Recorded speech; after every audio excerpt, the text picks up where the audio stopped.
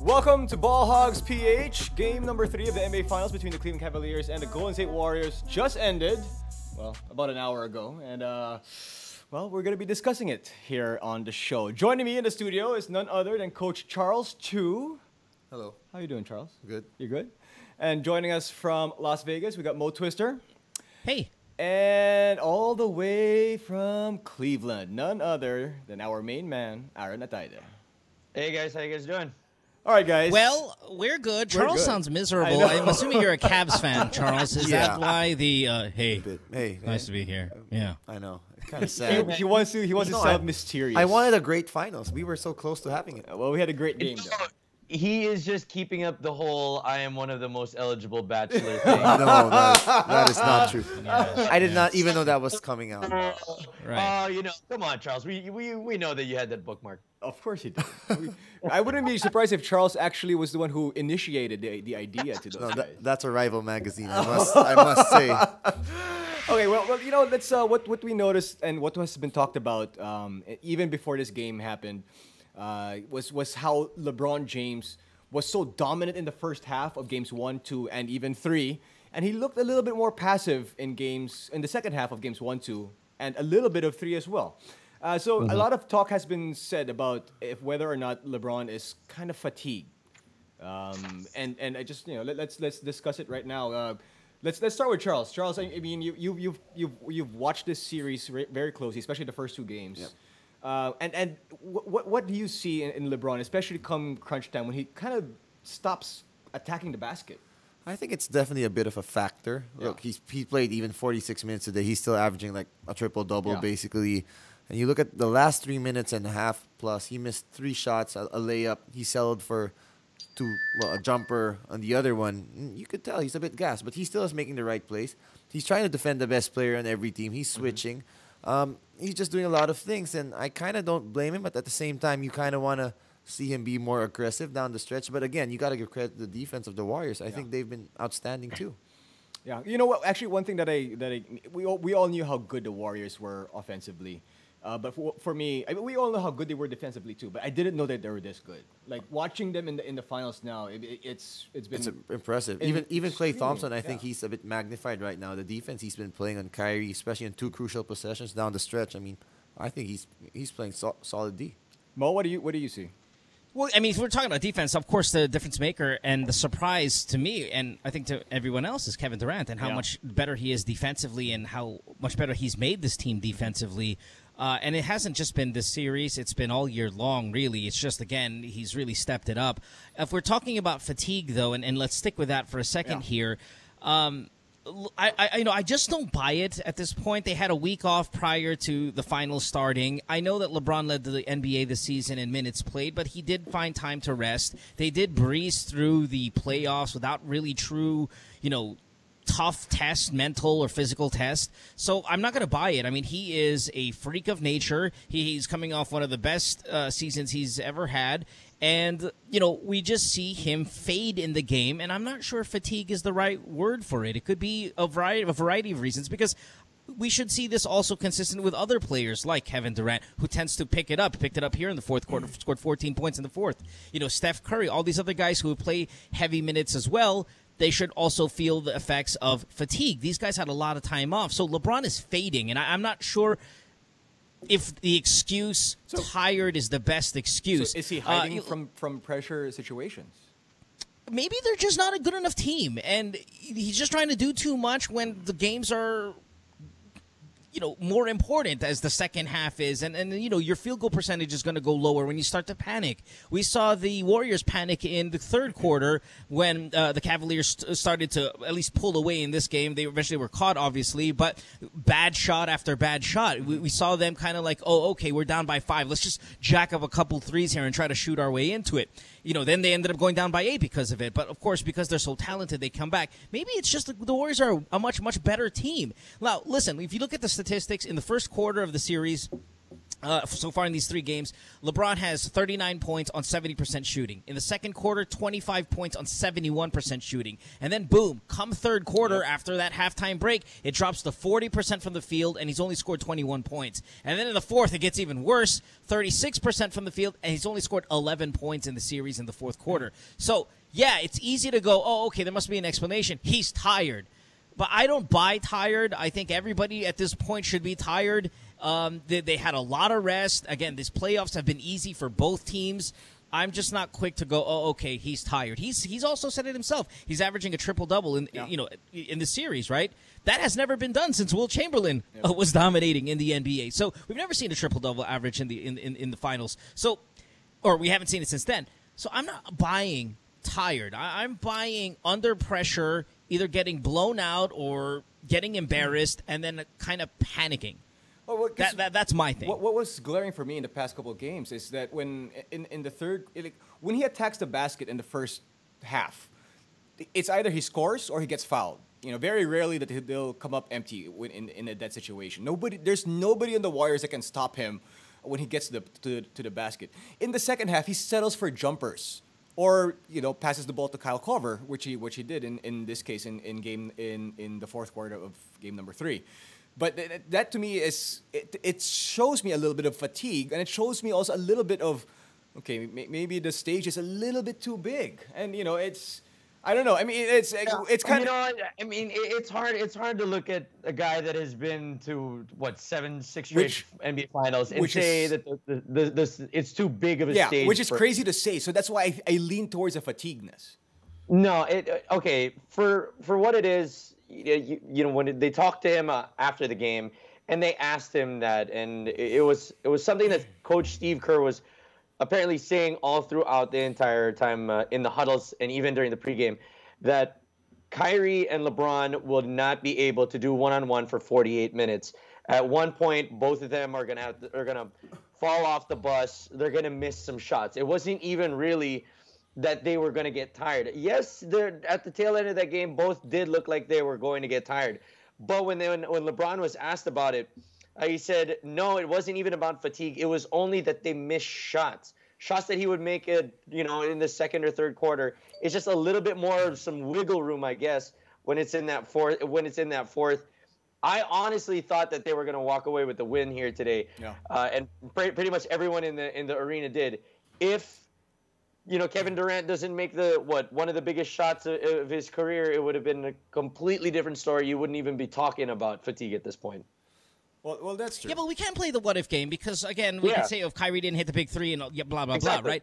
I mean, it's easy to find a reason why the Cavaliers aren't performing well, and I think it's in the role players. Dude, we saw LeBron give everything he can. We saw Kyrie. The both of them nearly scored 80 points in Game 3. They still lost. Why? Because you can point the finger at guys like Tristan Thompson, who had 3 rebounds, who didn't score. This is the second game in the series. 2 out of 3 games, he didn't score.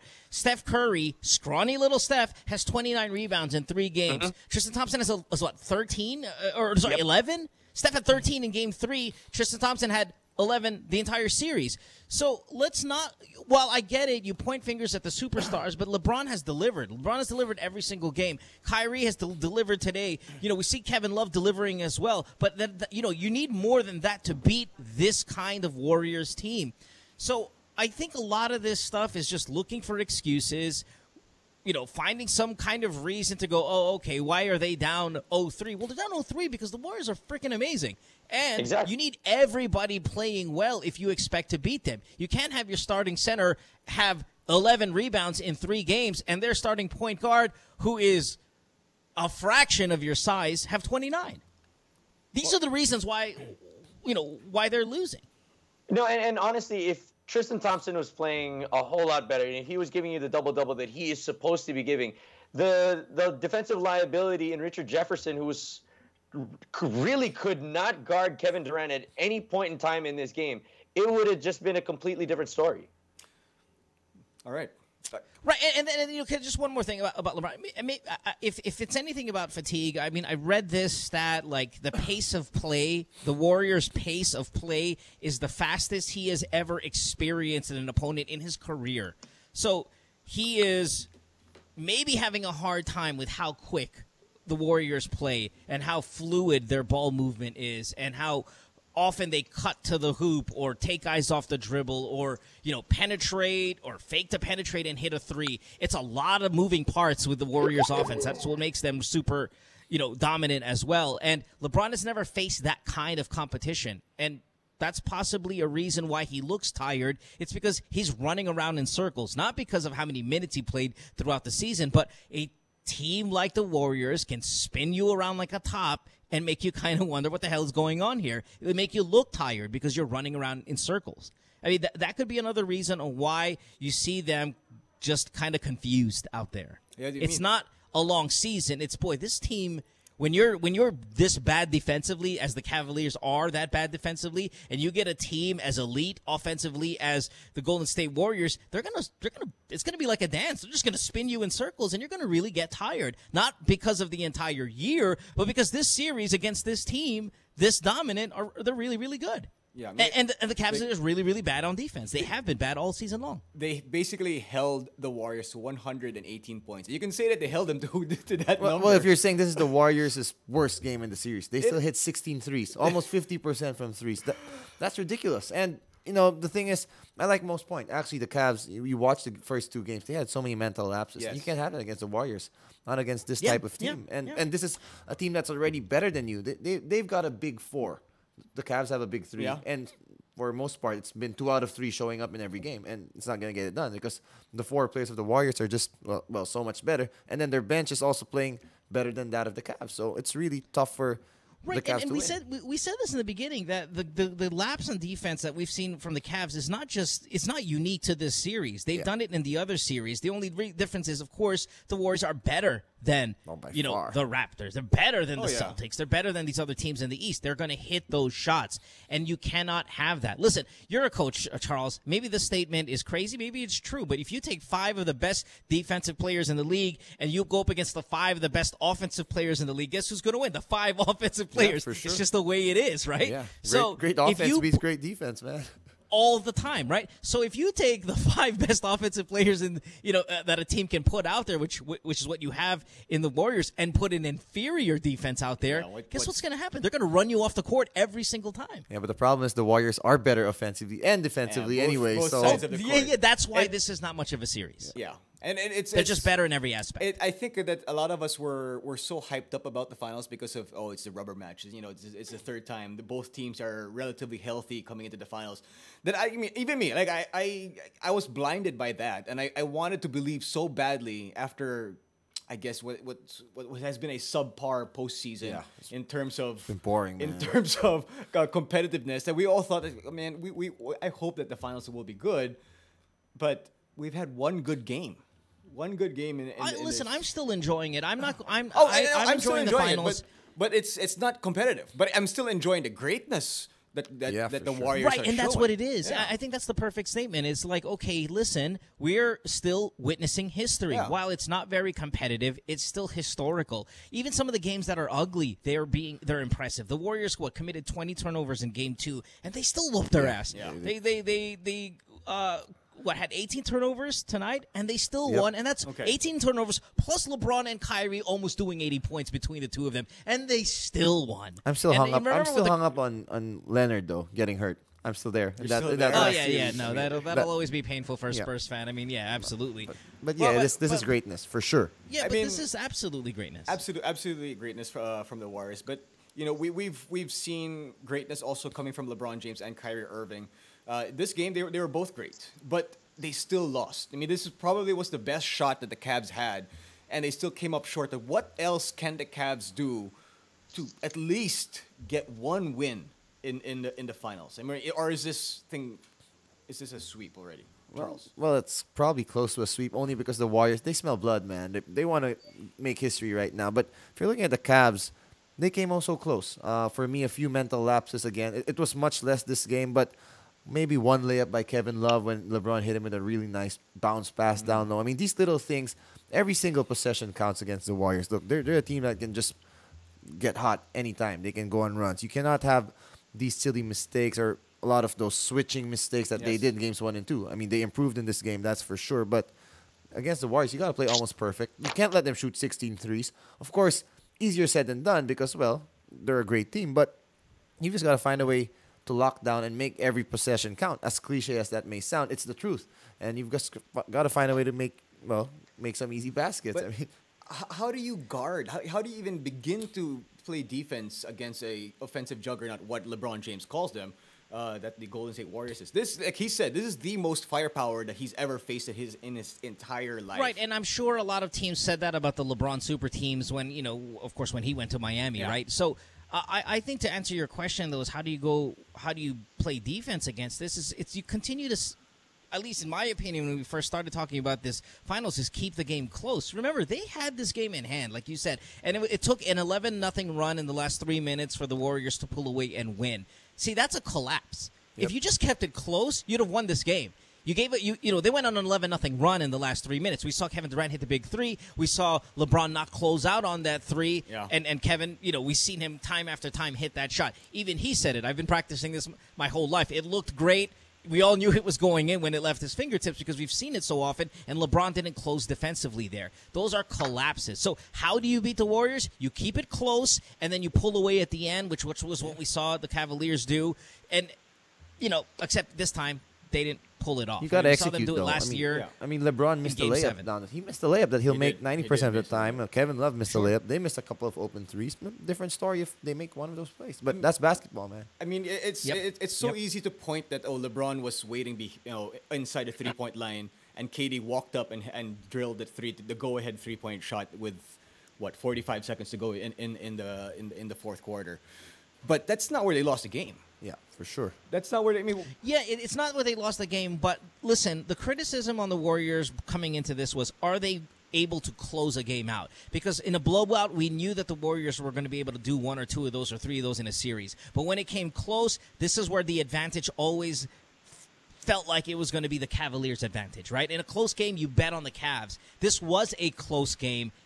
Then they collapsed at the end, 11-0 run to end the game. That's unacceptable for a championship caliber team. So it was in hand, and they just let it go.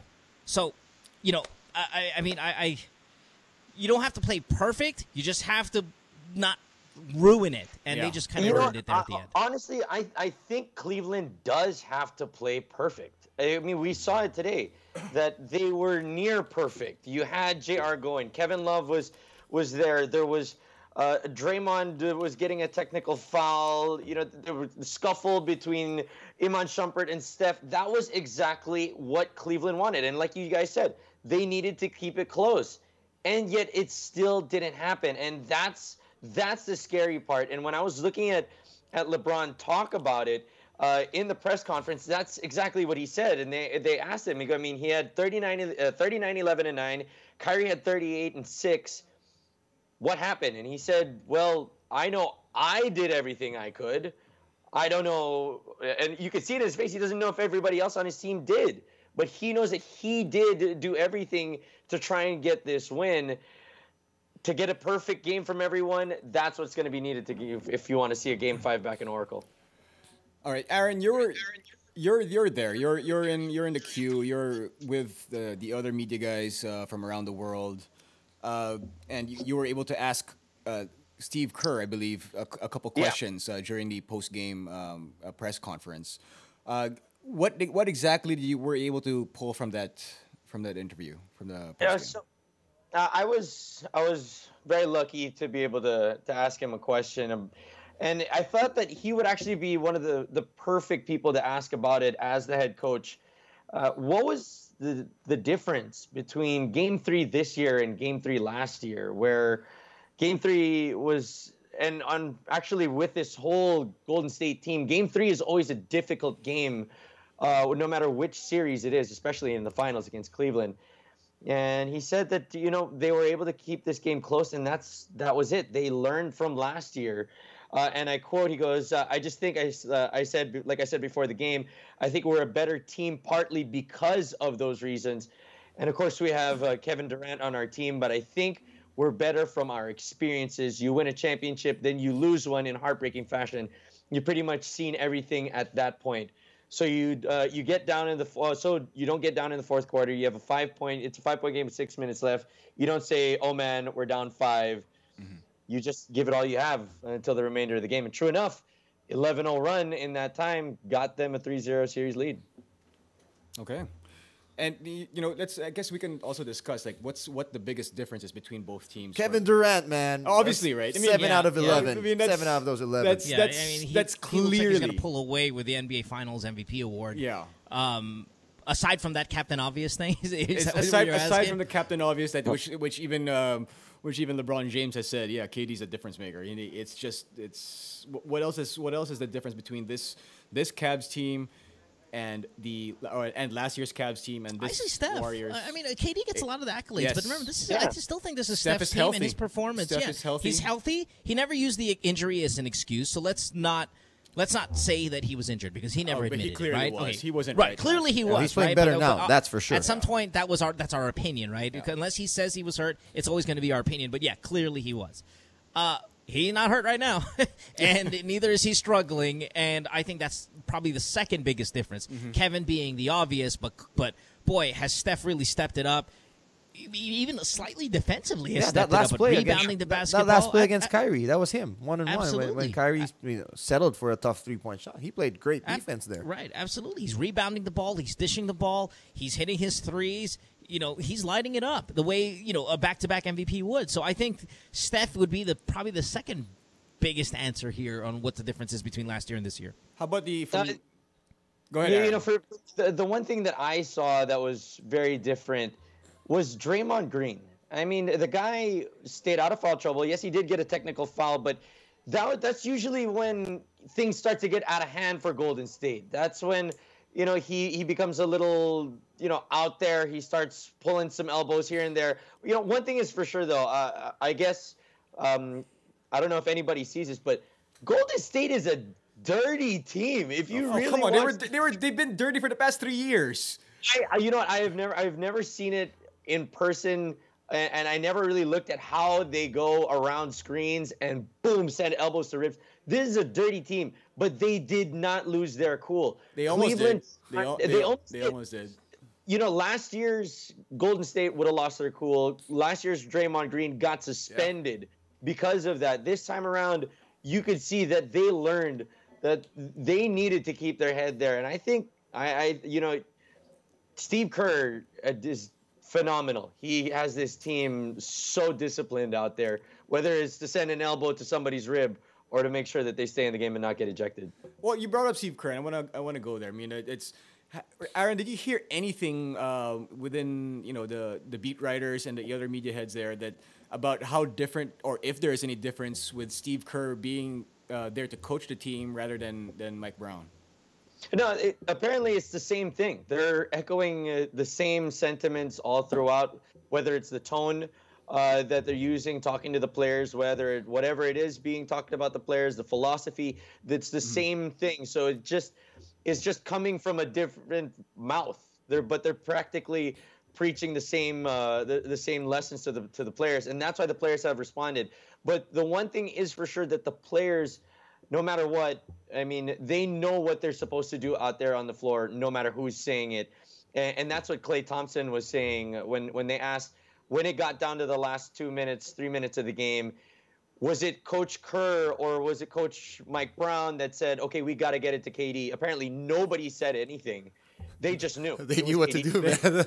You give it to your best player. Yeah. Right? Exactly. And nobody had qualms with it. Klay had 30 points, quietly had 30 points today. Back-to-back extremely good games for Klay. Great. Nobody's giving him any attention for that. But, I mean, they knew. Whether Klay had the hot hand or not, KD was the man that was going to had that ball. Didn't have to come from Kerr. Didn't have to come from Brown. That is a team knowing what they're supposed to do.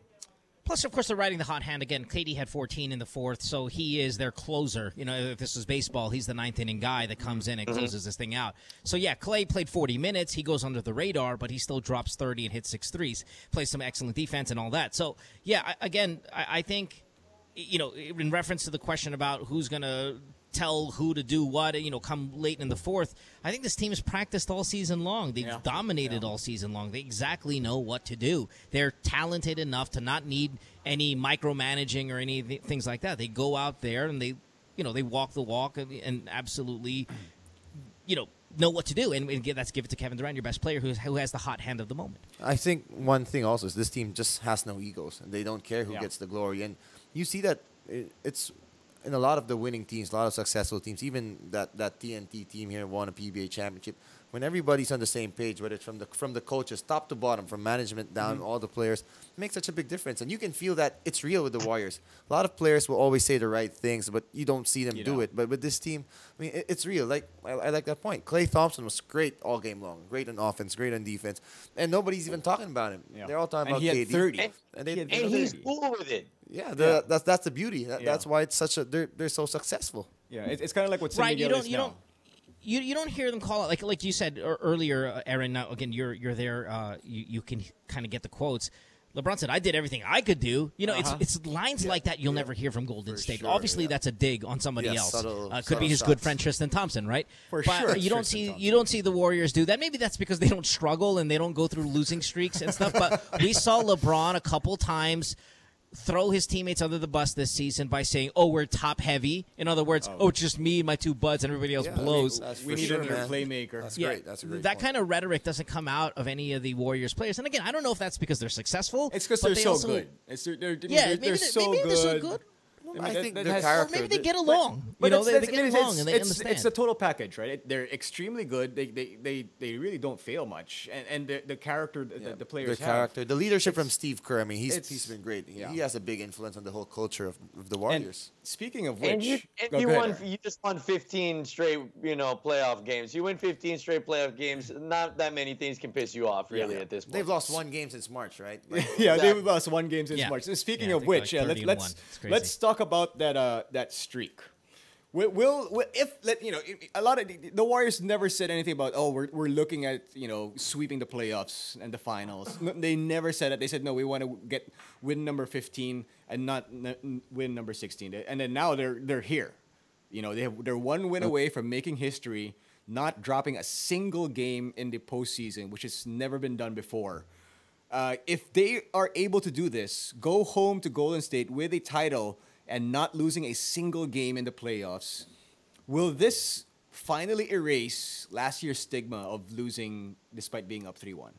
I think so. I mean, obviously they were called all sorts of things choking last year, but I mean, to me as a player, if you're a player, you'd still feel bad about it. I mean, obviously you win another ring, but you want that last championship, but obviously you can't take it back. But I think this is still sending a message. Look, they're here for the next 5 years. I don't see any team Sure. being able to beat them in the next few years. And yeah, you could make a case that this kind of makes up for that, implosion last year. But still, Yeah, the haters are always going to say, "Oh, you still lost 3-1 the other year." But I think it just definitely lessens the sting. It erases that bad taste in the mouth that they collapsed last year. It now, remember, makes them 2 out of 3 winners of the last, finals, and all of them, of course, against Cleveland.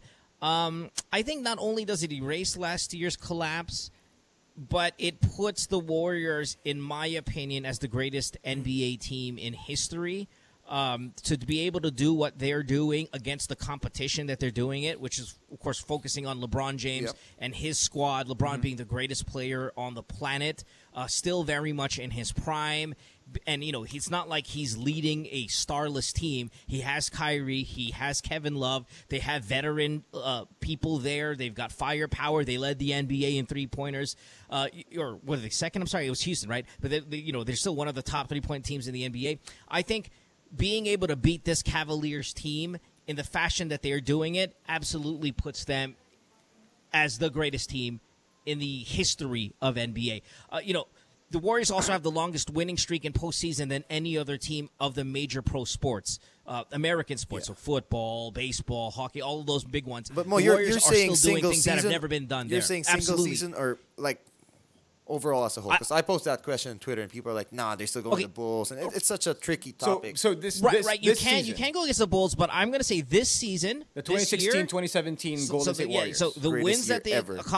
accumulated in the regular season, and then the 16-0 if they do get the sweep, I think you have to put them there as the greatest NBA team of all I time. might also feel that way. Just because LeBron, this team they're playing, any other year, they'd probably win the championship too. Okay. But, Sure. And it's Yeah, just, sure. but for me, it's just so tough to compare different eras. The game, the I mean, game's played it's so almost different. impossible. Almost so many what ifs. But still, I think this team, the last 15 years, the way basketball's been played, they'd beat any team. And I mean, So Right. they would beat the 72 Bulls, would they? I don't know. That I'm still a bit torn, just because the Again, Bulls. yeah, it's hard to It's go. hard. It's hard to play the hypothetical of if they played this Yeah, this for Bulls sure. team or that Celtics team or this Laker team. To do it like that is very difficult because we'll really truly never know, and then it becomes subjective. Even though this is a subjective question, is where do you place them in history? Not who do you think would win between these two teams, but where do the accomplishments of this season's team place it among the accomplishments of other teams? Not a one-on-one match, but more who had the better season. And I think Well, the Warriors have had Well, the I think greatest season in if NBA KD history did if get they hurt sweep. in the regular season, maybe they would have won a few more Yeah, games. maybe. You and- never know, right? And then Yeah. with the 16-0, man, that's incredible. Actually, Let's remember they the did- 16 and 0. Oh, sorry, the 15 and 0 that they are right now isn't just 15 and 0 close wins. 12 of the 15 playoff wins have been by double digits. That's tied for the most ever in a postseason. So if they win by more than 10 in game number 4 to sweep, then they again in that capacity will be the greatest team in NBA history, using that record. So not only have they swept, but they dominated the entire time. So again, that's another notch on that belt of them being greatest ever. Well, if we're looking, Aaron, go ahead. Hold on. They actually talked to Steph about that. They talked to him about it in the press conference about the difference between the 73-9 and this year, and he said that last year they were kind of thinking about it. They were looking at 73-9 as a goal. They really only now are realizing what 15-0 really means. Like, you could see it on their face a while ago when they were being asked, of course, when Steph and KD come out, when they do it together, and when they were asked about, if you guys go 16-0, you guys are going to be the greatest playoff team of all time. That was probably one of the only times that it really sank in that, holy shit, we are on the way of being the best team ever. And that's why I loved what Steph Curry said. He goes, at the end of the day, we're just a team getting better, and we want to just keep getting better. And if that's better to 16-0, hey, why not? I mean, if you're looking at the accomplishments, right, what they achieved in the season, then they're clearly, if they manage to get the 16-0 in the playoffs, clearly this is the best team because nobody's ever done it, and they ended up winning a championship. And they did it against a team that had the best player in the world. Like it was, which is kind of like a unanimous opinion right now, right? I mean, LeBron is the greatest. Oh, I thought you were talking about Kevin Durant. No. I mean, to do it against this team, it wasn't like, oh, the Celtics upset the Cavaliers and they beat the Celtics in a sweep. No, they beat by far the cream of the crop of the Eastern Conference. They didn't beat a questionable number one team. This is the best team in the Eastern Conference. We knew it from the beginning. They did it in a rubber match of something that we've never seen before. So I really think this is what is separating the Warriors from all the other great teams we've seen. Now, I thought last year if they did the record in the regular season and won the title, that would have been the greatest season of all time. This surpasses that. It is dominance against the best teams because you're in the playoffs. That means a lot. There's something that Paul Pierce said that I want to ask you guys as well. He said something to the likes of, we're witnessing the end of the LeBron James era and the beginning of the Kevin Durant era. How do you guys feel about a statement like that?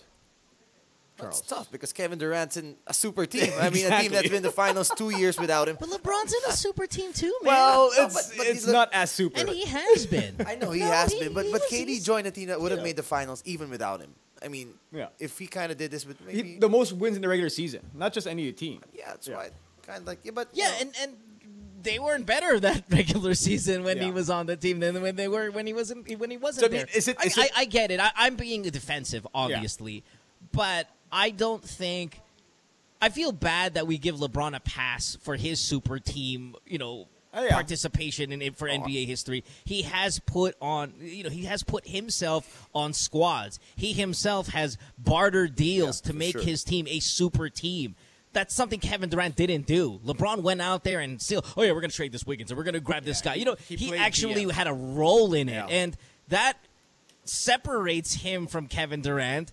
but maybe equalizes him in a sense when you go, okay, Durant going to the Warriors, man, that's bullshit. Yeah, but dude, LeBron single-handedly putting his squad together is pretty bullshit as well. But I call it even. But okay, but Mo, you're the Warriors fan. Well, among us, you're the Warriors fan. Sure. How do you feel about a statement like that from a guy like Paul Pierce saying that, especially knowing that we're gonna see Kevin Durant in the finals probably in the next 3-4 years, right? I mean, it's probably gonna happen unless barring some major. He's going to join Russ again. After he wins this. So, but is it safe to say the passing of the torch? Well, yeah, is it a passing of the torch kind of thing that LeBron is, have? I think if Kevin wins maybe a second or third title, then we can kind of confirm it. I don't think one postseason is going to pass that torch, because you know what's going to happen once the Cavs get swept here? Fucking LeBron's going to load up. He's going to fuck this, man. This is not happening to me next year, because next year the Cavs are the team to beat. There's nobody there in the East that's going to threaten them next season. So you think he wants to be embarrassed and get swept next season as well, and it's going to ruin his legacy? So in this offseason, they're going to load up. So all the super team talk for this year, 2017, that changes next year when the Cavs bring in Paul George. Or Jimmy Butler. Or Jimmy, yeah, and they're Dwight going to Howard. fucking load up. And Dwight Howard will kill them. I mean, Yeah, that's guaranteed, because you know LeBron's personality. He's not going to get swept next year either. And that team, the Golden State Warriors, they're built to sweep anybody next season as well. So the only team that can challenge them for a title are still the Cavaliers. That's from true. the East, absolutely. So what are you going to do if you're LeBron come this offseason? Okay, yeah, we're just going to take that same squad next season, win the Eastern Conference, and get our asses kicked again by Kevin and Steph and these Golden State Warriors. Of course not. He's not going to tolerate that. So we can have this conversation right now. Oh, yeah, passing of the torch to Kevin Durant. Oh, best team ever. Oh, the Cavaliers. Blah. Next year, they're bringing in firepower too. And all this super team nonsense talk that we blame the Warriors for, we're going to start relocating that blame Back to to the LeBron. Cavaliers. Next by June of next year, it's the same conversation, but And damn that Paul George on Cleveland. And it's going to happen for the next 4 years. Yeah. Dude, it's an arms race. Yeah, but I don't mind. We're I don't only mind hating- seeing these two teams in the Wait, finals for a while. We haven't seen a rivalry for so long, and now we're seeing it. It might last longer than another rivalry we've seen before, especially in the modern NBA era. Like we saw it a little bit with the Lakers and Celtics, but that was when the league had 10 teams. Now with 30 teams, right. But think about today though. Who out there in the East can rival the zero. Cavs next season? Zero. Right? Zero. So we are likely going to see a fourth finals with these two teams. I know we're way ahead of ourselves. I apologize. But let's just kind of do this, 5-year plan nonsense, right? So it looks like the Warriors and Cavs for 2 more years at least, okay? Likely, right? Because the only threat out there is Boston, but they're going to need a couple of years to get their little shiny new point guard that they're going to get from the draft to doll up. So we might see the Warriors and the Cavs in the next 2 finals at least. Boy, that's a mega rivalry. And do you think LeBron is going to be okay to take the same squad he's got now in those 2 years? Of course not. Aaron? So guess what? We're going to see super team galore next year and the year after that. Sorry, Ataide, go ahead. No, man. If I'm gonna come back here and watch another super team put it up against another super team with Paul George on the Cavs, by all means, I would love to see that. Going back to some of the things that we were talking about a while ago, like if this is the passing of the torch already of LeBron to Kevin Durant, no way, man. Come on. Kevin Durant needs to win maybe at least a couple more MVPs. He's on the regular? Is he always the best player on his team right now? Yes, No. he is. He is the Really? best. Yes, he is. he was today, but not all the time. and Not all the time. Not all the time. He's clearly the best player on the Warriors. Right now, He is for sure, but not Right every game. now. That's what Aaron said. I don't know. Like, fine. There's a couple games here that Steph is better. A couple games that maybe even Draymond or but Undoubtedly. he's still ultimately the best player on that team. And the reason is because he's turned into a scary 2-way player. Yes, that's- I think that's what really has separated him from Yeah. Steph. No, I Aaron. mean, he's looking fantastic on the defensive end. I mean, he had, I think, a total of 12, 13 blocks already this entire finals. I mean, it's insane what he's doing on the defensive end. The one player that we have not discussed all throughout the show is Kevin Love. I mean, where he had a solid night. He put up some quality numbers.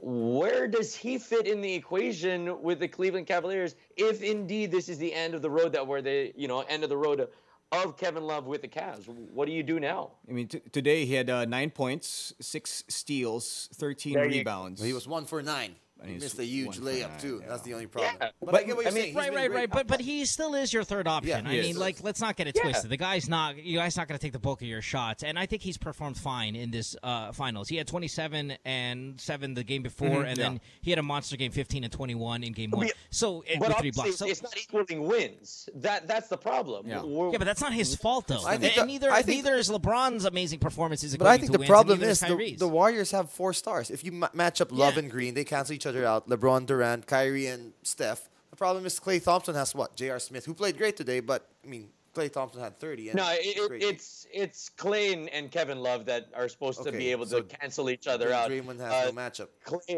Clay had what? Had 30, 30. and Kevin Love not so much. Yeah, that's a big difference. Again, I'm going to go back to point the finger to guys like Tristan Thompson and these role players who are not stepping Definitely. up. Yeah, The stars are starring. They're Right. doing what they're supposed to do. I don't think we can blame any of the big names here for not performing Okay, well. fair They're enough. all doing their job. Yeah. So. And remember when we first started talking about this series, we lined up the starters. We said, okay, who's better, Kyrie or Steph? Oh, Kyrie's better. LeBron's better than Kevin Durant. In fact, in a lot of those comparisons, we predicted it right, except the Tristan Thompson rivalry. But it's not like Jaja's knocking him out either, right? So, but Tristan played such a big part last year in their win. That's the That's- point, yeah, and that's so why where they're getting is their he? ass Gone. kicked right now. Where I is think he? that's What- one of the what did reasons why Chloe they're getting do to beat him? down. Well, they could kind of hide him and Harrison Barnes last year. They can't do this, or Iggy or whoever. Right now with Kevin Durant as the 5th guy, I mean, it's kind of impossible. Well, that's true. But The bench we said was supposed to be better for Cleveland coming to the Deron series. They Williams haven't looks been like he's better. forgotten how to play basketball. Deron Williams, Right. Like Charles Chu could be more effective No, than probably, Deron Williams. probably not, but Shumpert was lousy today. I mean, Channing Frye's That's right. Shumpert's been lousy a Basically lot. bench, And yeah. again, so I think where we've seen Golden State pull away in the matchups is on the bench, at the center position, not getting anything from Tristan Thompson, while all the stars have been able to perform the way they're supposed to perform. My opinion, obviously. I agree. Well, so Alright. I mean, so let's where will this team land for you guys in the history of great teams? So we touched base briefly on the 72 Bulls. On the let's put the Lakers there, the 14-1 Lakers in the postseason. Maybe a couple of the Celtics teams with Larry Bird. I mean, let's stick to the modern era. Let's not go further back with the Bill Russells and Wilt Chamberlains and all that kind of stuff. The modern era. Where does this team rank? You know what? I With think the that sweet this best. might. Sorry? Yeah. With the sweet best all time. Sorry, Eric, Yeah, go. I completely agree. If they get the 16-0, they're the best because of the fact that we looked at. I mean, last week's show we looked at that 12-0, and we said the teams that they were playing against were subpar teams. You know, And here they Kawhi are. wasn't there. Tony Parker wasn't there with San Antonio, or Rudy Gobert, George Hill weren't there in Utah. I mean, Portland 8th seed doesn't even count. They are doing the same thing to Cleveland. So this is honestly a team that you can say are playing to their opponents. If you really look at it, they Okay. could have killed, San Antonio by even more. But if they're playing the way that they're playing against Cleveland right now, against any team in the world, in history, this might just be the best team ever. If they sweep, definitely best team ever. And just to jump on that again, I'm sorry I'm so chatty here, but remember the Cavs steamrolled throughout the playoffs as well. They looked just as dominant as the Warriors did all the way to the end. Okay, they had one loss, but they were whooping ass too. And to get them to have their asses kicked by this team remember when we were all, the Cavs are in trouble come regular season, and then the playoffs started and we were like, oh my God, playoff LeBron has made the Cavaliers destroy what a great finals we're going to have. So it's not like the Cavaliers struggled into the finals. They were just as dominant as the Warriors, only to get their asses kicked. Now, again, we're not saying that this is going to be a sweep. Obviously, there's a game 4. Is it possible that the Cavaliers still win? Sure, but that's never been done before. Yeah. So I think the sweep is really going to be the deciding factor here to answer your question. Kind of like when we said, "Oh, how is Russell Westbrook going to win the MVP if he averaged a triple-double?" Even if his team is not as successful as the others, it's that defining thing that's going to make him win. I think that's what it is here also. The defining thing that's going to make the Warriors in their place in history is the sweep. To sweep the defending champions who have the best player in the world on that team, who was just as dominant in the playoffs as you were, and then to sweep them, that is monumental on top of all of the other awards or records that they're setting this postseason. All right. And You put it all together, it's that's Aaron. That's exactly what I was saying. I mean, it has, yes, the 16-0 is very, very impressive, but at the same time, it's who those wins were against. If this 16-0, that, let's say that last four was against Boston or Toronto or Indiana, it just wouldn't be the same. But because that last four to complete the 16 were against these LeBron, this LeBron Cavs team, it makes it that much more impressive. All right. Well, that wraps up Triple Threat. We're going to take a quick break and come back with a little bit of one-on-one.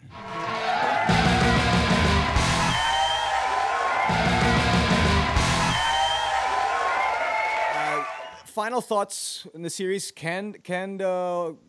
there going to be a game number 5, or is this over in a sweep? And who's going to be the final MVP? Is it KD? Can Steph still challenge for that nod? Is it a co-MVP? I mean, there was some talk about that as well. Let's start with Charles. I think absolutely KD will be the Finals MVP. I do have a small gut feel that this will go back to the Warriors. They're going to play one more game at home. Well, they have $11 million to play for there too, because that's apparently what they make every home game in the finals or something like that. But I'm just kidding about that part. But I do think that might not be that far-fetched. But I do think LeBron has enough pride in him to somehow will his team to win. I mean, I do obviously see a sweep happening, but I wouldn't be surprised if this goes to Game 5. Okay. Max. Mo? I think the Warriors revert to what they did last year in the last game of the regular season, which is they taste the record and they're going to go for it. Oh, yeah. I think that's what's going to happen. They are going to sweep. Listen, J.R. Smith tweeted out that the Cavs were going to win in 7 and then deleted it. He said he was hacked. Yeah, meaning there's nothing else left in there, man. The fact that you have to delete that, when you know you're supposed to say that, you're supposed to say the Cavs are going to win in 7. That's your team. And then he deleted it. It's like a symbolic thing that even they've given up. They're deleting their season here. I think the Warriors are going to finish. It would be nice to have them finish on their home floor, of course, but I think they're going to do it because there is a legacy, at stake here that they need to erase all of the hater, all of the jokes, all of the 3-1 choke crap that they've been taking all year long. And I think even it's good for the whole Kevin Durant signing thing. It's like, oh, okay, if they won a championship, it's expected. But to sweep the Cavaliers, I think that makes it easier pill to swallow with this whole Durant signing during the offseason. So there are angles to them almost making it mandatory for them to win Game 4. This is the way to do it, right? Yeah, no, absolutely. Okay. Aaron. Yeah. I think that seeing the guys, whether it's Ty Lue or Kyrie and LeBron, they look like they're defeated. It looks like this is done. And even the fans, I mean, for 46 minutes they were going crazy, and in the last 2 minutes for it to be taken from right under their nose, there were people that were just standing there stunned, not knowing what was going on. So I hope that. As a basketball fan, I hope that this series extends. As a different kind of basketball fan, I hope that it's over so I can see an awarding ceremony on Friday, Cleveland time, because that would be a really impressive thing to do. Yeah. But honestly, I think that this is done. As somebody that's watched a lot of basketball, I think Mo is right. They smell the blood. They don't wanna leave any door open. Obviously, in the press conference, they asked LeBron, like, they said 3-1 was impossible last year. 3-0, is it impossible? Sadly, he was like, we're just going to try and get through it one game at a time. I don't see LeBron pulling a miracle here, being like San Miguel Beer, taking back 3-0 against Alaska in the PBA. This is done. Well, and yeah, Finals yeah, MVP. yeah. Finals MVP. It's KD. yeah. I mean, I think that's unanimous. yeah, I think it's unanimous, and I think we're all in the same boat that this looks like it's done. The Cavs look a little bit defeated right now, you know, and KD. Even though I'd love to see Steph, because I mean I'm so happy to see Steph finally playing well in the NBA Finals, but unfortunately he's still not the best player in his team. Kevin Durant has been fantastic, and what he did today in the closing minutes of this game, That's enough. it was enough. I mean, that just showed, wow, that's it. It's over and done with. KD's the MVP. And whether Paul Pierce is right to say that this is the beginning of the Kevin Durant era, time will tell. But right now, that's the way I see it as well. It's going to be a sweep. They're going to go down in history, one of the greatest teams ever. KD is going to be the MVP. All right, guys. Thank you for joining us. This has been Ball Hogs PH with Chris Tuloy, Charles Chu.